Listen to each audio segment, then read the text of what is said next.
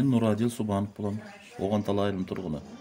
Жаңа кыяма боюнча айтып кете турган болсок, биздин Оғанталы айылында ПС завод уюшка көчүрдө алай кут завод болуп турат азырчы. Ага чейин акционер мушту Тулпар болгон, АЧППС болгон, ага чейинчи.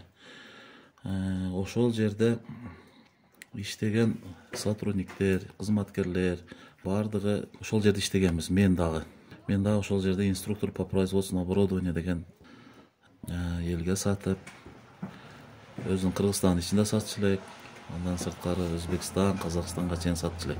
Россияга да жөнөткөн күндөрүбүз болгон.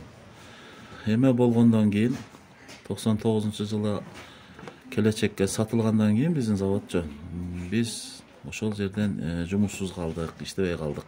Сокращение болдук.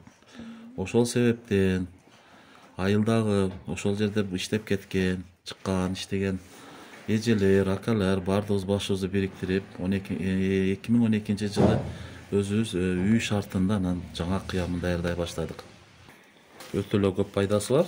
Айтып бере турган болсом, пайда жагынчы тамак көңдөөлөрүндө мүлктөрдү айыктыруу үчүн ошол жаңа кыяма өтө пайдалуу. Ошол эле учурда жана кыймылдап калган тиштерди дагы эме кылса болот экен, ошол пайда жактарынчы. А также как бул жаңа кыямында өтө йод бай келет да.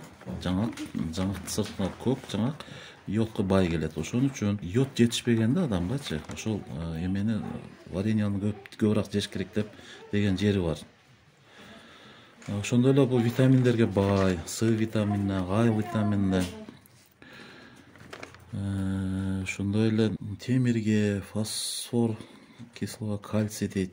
Ушуларды эмеге кылганга бул эме бай витаминдерге. Буну бир гана учурда гана биз эме бербейбиз да, не рекомендуем. Жебеш керек деген жери ушу боюнда бар аялдар жебеш керек. Ошондой эле айттым витаминдерге бай депчи. Бул өзү кандай даярдалат? Бул даярдалганда өтө чоң процесс. Даяр продукция өзү мына темно-коричневый цветте пайда болгон варенье. Темно-коричневый цветте пайда болот. Ошону даярдайбыз. Куйганда биз азыркы учурда капсулный целых 3 жолу жеш керек.